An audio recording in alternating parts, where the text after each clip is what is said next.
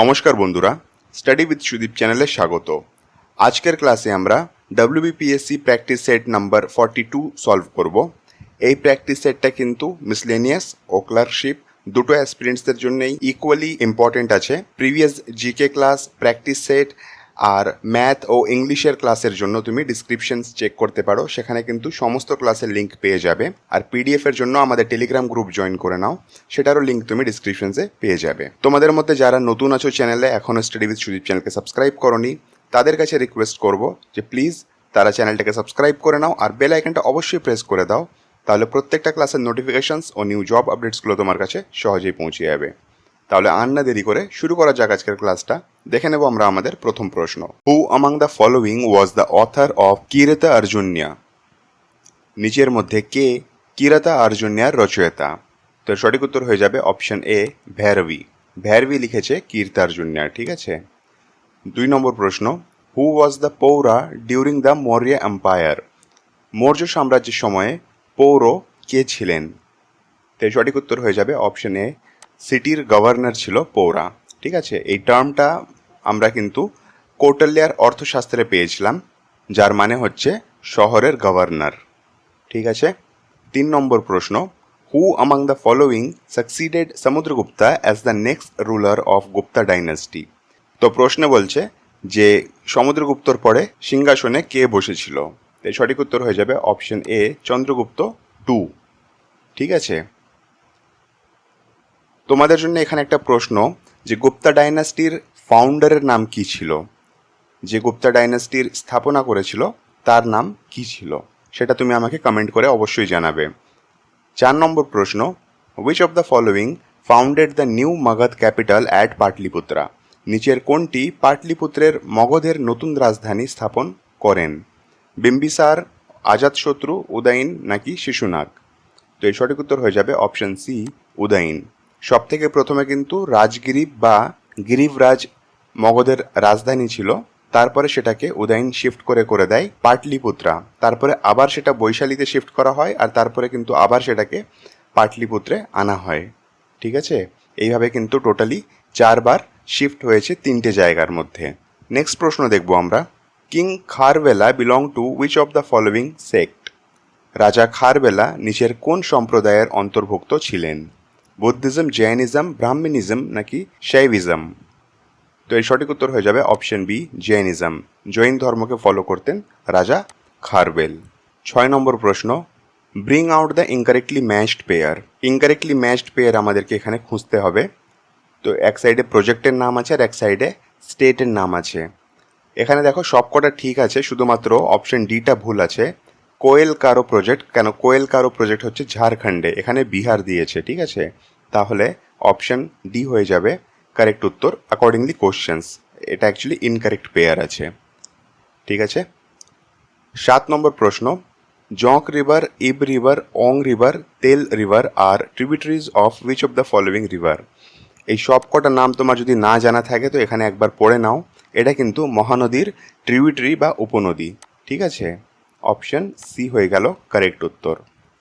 8 নম্বর প্রশ্ন, what is the another name of the western ঘাট in Maharashtra? মহারাষ্ট্রের পশ্চিম ঘাটের অন্য নাম কি? তো অ্যাকচুয়ালি প্রশ্নটা মহারাষ্ট্র তো মানে কনফিউজ করার জন্য দিয়ে দিয়েছে। পশ্চিম ঘাটের অন্য নাম যেটা, সেটাই কিন্তু মহারাষ্ট্র, সেটাই অন্য তার নাম। আর এর সঠিক উত্তর হয়ে যাবে অপশন বি, সহ্যাদ্রি। সহ্যাদ্রি হচ্ছে ওয়েস্টার্ন ঘাটের আরেকটা নাম, ঠিক আছে। 9 নম্বর প্রশ্ন, which among the following states does not form its boundary with Bangladesh? তো কি বলছে, নিম্নলিখিত রাজ্যগুলির মধ্যে কোনটি বাংলাদেশের সাথে সীমানা তৈরি করে না বলেছে এখানে, ঠিক আছে। অরুণাচল প্রদেশ, নাগাল্যান্ড, মণিপুর, এই সবকটাই কিন্তু বাংলাদেশের সঙ্গে বাউন্ডারি শেয়ার করে না। টোটাল 5টা স্টেট আছে আমাদের ইন্ডিয়াতে যারা বাংলাদেশের সাথে কিন্তু বর্ডার শেয়ার করে, আর সেগুলো হচ্ছে ওয়েস্ট বেঙ্গল আমাদের পশ্চিমবঙ্গ, আসাম, মেঘালয়, মিজোরাম আর ত্রিপুরা, ঠিক আছে। এই 5টা কিন্তু বাংলাদেশের সঙ্গে বাউন্ডারি শেয়ার করে, বাদবাকি আর কোনো স্টেটের নাম অপশনে যদি দেয় সেটা কিন্তু শেয়ার করে না। 10 নম্বর প্রশ্ন, tree cover is maximum in which of the following places? মানে নিচে যে অপশনসগুলো দিয়েছে তার মধ্যে কোন জায়গায় গাছ সব থেকে বেশি এরিয়া কভার করছে? East coast, east Deccan, northern plain নাকি ওয়েস্ট কোস্ট? তো সঠিক উত্তর হয়ে যাবে অপশন ডি, ওয়েস্ট কোস্ট বা পশ্চিম উপকূল। ঠিক আছে, সেই দিকে বৃষ্টিটা বেশি হয় বলে সেদিকে কিন্তু গাছও অনেক বেশি আছে। 11 নম্বর প্রশ্ন, 73rd amendment of the constitution of India is related to which among the following.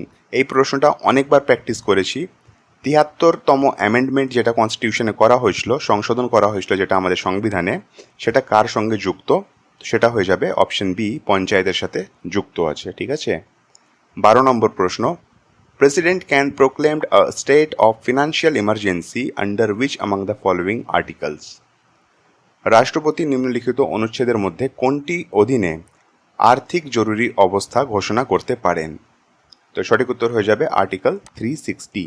360-এর আন্ডারে কিন্তু প্রেসিডেন্ট ফিনান্সিয়াল এমার্জেন্সি ডিক্লেয়ার করতে পারে, একবারও এখনো করেনি। 13 নম্বর প্রশ্ন আমরা দেখব, which among the following term correctly represent the zonal council. তো প্রশ্নে জিজ্ঞেস করছে নিচের কোন পদটি সঠিকভাবে জোনাল কাউন্সিলের প্রতিনিধিত্ব করে, বা বলতে পারো যে জোনাল কাউন্সিলের একটা ক্যাটেগরি কি আছে নিম্নগুলির মধ্যে। সেটা কি একটা advisory body, actually working body, law making authority, নাকি অ্যাডমিনিস্ট্রেটিভ বডি? তো অ্যাকচুয়ালি জোনাল কাউন্সিল হচ্ছে একটা অ্যাডভাইজারি বডি। ঠিক আছে, এটা কিন্তু কোনোভাবে কোনো কনস্টিটিউশনাল অথরিটি না, এটা একটা স্ট্যাটুটরি বডি। ঠিক আছে, কনস্টিটিউশন থেকে প্রশ্নটা আছে এটা। আচ্ছা, একটা প্রশ্ন জিজ্ঞেস করতে পারে যে জোনাল কাউন্সিলের চেয়ারম্যান কে হয়। তো জোনাল কাউন্সিলের চেয়ারম্যান কিন্তু আমাদের হোম মিনিস্টার হয়, আর সেটা হচ্ছে বর্তমানে অমিত শাহ। 14 নম্বর প্রশ্ন আমরা দেখব, which among the following are called thrombocyte. নিচের কোনটিকে থ্রোম্বোসাইট বলা হয়? এই প্রশ্নটা অনেক পরীক্ষায় জিজ্ঞেস করেছে, ফুড এসআইও জিজ্ঞেস করেছে, ডাব্লিউবিসিএসেও এসেছে। এই সায়েন্স থেকে কিন্তু এই প্রশ্নটা অনেক জায়গায় আমরা দেখতে পেয়েছি। এর সঠিক উত্তর হয়ে যাবে অপশন সি, প্লেটলেটস। প্লেটলেটসকে কিন্তু থ্রোম্বোসাইট বলা হয়। অনেক সময় কিন্তু ঘুরিয়ে দেয়, জিজ্ঞেস করে যে প্লেটলেটসকে কি বলা হয়, আর অনেক সময় থ্রোম্বোসাইটকে জিজ্ঞেস করে যে থ্রোম্বোসাইটকে কি বলা হয়। ঠিক আছে, ভাইস ভার্সা এটা করতে থাকে। 15 নম্বর প্রশ্ন, which one of the following is secreted by pancreas and regulated the amount of sugar in the body? নিচের কোনটি অগ্নাশয় দ্বারা নিঃসৃত হয় এবং শরীরে চিনির পরিমাণ নিয়ন্ত্রণ করে?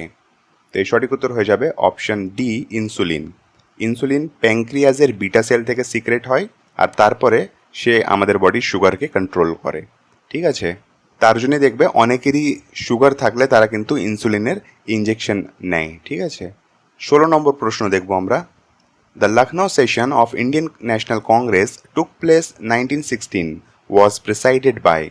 1916 সালে অনুষ্ঠিত ভারতীয় জাতীয় কংগ্রেসের লখনৌ অধিবেশনের সভাপতি কে ছিলেন? তো সঠিক উত্তর হয়ে যাবে অপশন বি, অম্বিকাচরণ মজুমদার বা এসি মজুমদার। নেক্সট প্রশ্ন, in which year partition of Bengal was annulled. কত সালে বঙ্গভঙ্গ রদ করা হয়? তো এটা হয়ে যাবে 1911, তোমরা সবাই জানো। আর সেই সময় ভাইসরয় কে ছিল? তো সেটা হবে লর্ড হার্ডিঞ্জ টু। ঠিক আছে। 18 নম্বর প্রশ্ন, who among the following fixed August 16, 1946 as direct action day. নিচের মধ্যে কারা 16ই অগস্ট 1946-কে ডাইরেক্ট অ্যাকশন ডে হিসেবে স্থির করেছিলেন? তো সঠিক উত্তর হয়ে যাবে অপশন বি, মুসলিম লীগ। ঠিক আছে। 19 নম্বর প্রশ্ন, in context with Indian freedom movement which of the following took place on June 14, 1945। ভারতীয় স্বাধীনতা আন্দোলনের প্রসঙ্গে 14ই জুন 1945, পুরো ডেটটা তুলে দিয়েছে এখানে। ঠিক আছে, 14ই জুন 1945 সালে নিম্নলিখিতগুলির মধ্যে কোনটি হয়েছিল? তো 1945-এ অ্যাকচুয়ালি ওয়েভেল প্ল্যান হয়েছিল, তো আমরা এখানে অ্যাজ ইট ইজ এটাকে মার্ক করতে পারি। অপশন বি হয়ে যাবে কারেক্ট উত্তর। তোমাদের মধ্যে যদি কেউ ডেটটা জানো না, তো ডেটটাও কিন্তু জেনে নাও। 14ই জুন 1945-এ ওয়েভেল প্ল্যান রাখা হয়েছিল। ঠিক আছে। 20 নম্বর প্রশ্ন, which British officer suppressed the revolt of 1857 in Jagdishpur. দেখো, 1857-এর মোটামুটি সব পুরো গল্পটাই তোমরা জানো, আর মোটামুটি এটাও জানো যে কোন জায়গা থেকে কে এই বিদ্রোহে পার্টিসিপেট করেছিল। যেমন বিহার থেকে কে করেছিল, লখনৌ থেকে কে করেছিল, দিল্লি থেকে কে করেছিল, মেরঠ হয়ে গেল। ঠিক আছে, এই সমস্ত জায়গা থেকে কারা কারা পার্টিসিপেট করেছিল, বা রাজস্থান থেকে কে পার্টিসিপেট করেছিল একমাত্র, সেই সমস্ত কিছু কিন্তু তোমাদের মনে রাখতে হবে। আর সেখানে কিন্তু এই রেভল্ট, এই যে মানে বিদ্রোহটা যে হচ্ছিল, সেটার দমন কে করেছিল, সেটার পতন কে করেছিল, সেটাও কিন্তু তোমাকে মুখস্থ রাখতে হবে। একটা চার্ট ফর্মে এটা আমি প্রোভাইড করে দেবো তোমাদেরকে। অ্যাকচুয়ালি অনেক জায়গাতে অ্যাভেলেবেল আছে সেই চার্ট ফর্মটা, ইন্টারনেটেও অ্যাভেলেবেল আছে। আমি সেখান থেকেই কালেক্ট করে তোমাকে টেলিগ্রাম গ্রুপে এই চার্টটা দিয়ে দেবো। এটাকে পারলে একটু মুখস্থ করে নেবে। বেশ এই বছরের কয়েকটা পরীক্ষায় আমি দেখলাম এই প্রশ্নটা কিন্তু দিচ্ছে, ঠিক আছে। তো এই প্রশ্ন আমাদেরকে কি বলছে, যে জগদীশপুরে কে দমন করেছিল বিদ্রোহটাকে, ঠিক আছে, জগদীশপুরে কে দমন করেছিল। তো কলিন ক্যাম্পবেল কিন্তু কানপুরে দমন করেছিল, ঠিক আছে। কলিন ক্যাম্পবেলটা আমি স্পেশালি এই জন্য বললাম কারণ সেটা কিন্তু পরীক্ষায় এবার দিয়েছিল।